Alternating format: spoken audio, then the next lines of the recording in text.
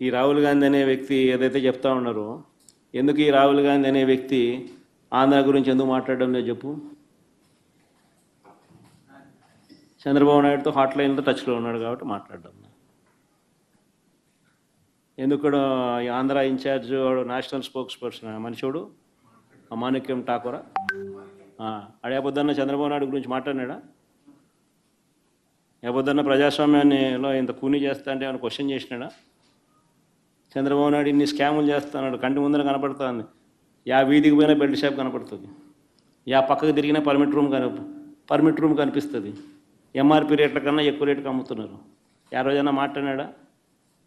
మన గురించి నా గురించి మాట్లాడతాడు. ఎందుకు చంద్రబాబు నాయుడు గురించి ఎందుకు మాట్లాడు? కారణం హాట్లైన్. చంద్రబాబు రేవంత్ కాంగ్రెస్ హైకమాండ్, అంతే కదా.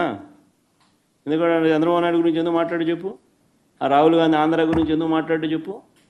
ఆంధ్రాలో అంతకన్నా పెద్ద జరిగింది కదా, ఇవి మాట్లాడుతున్నారు. స్కాములు, ఎలక్షన్, ఓటింగ్ గీటింగు, ఓటు చోరీ, ఇంకోటి అంటున్నారు కదా. మన ఆంధ్రాలో జరిగింది కదా, మన ఎందుకు మాట్లాడు? 12.5% మాట్లాడు. ఎందుకంటే హాట్లైన్ చంద్రబాబు నాయుడు, రాహుల్ గాంధీ, రేవంత్ రెడ్డి. వీళ్ళు పార్టీలు, వీళ్ళకు ఎజెండా. మన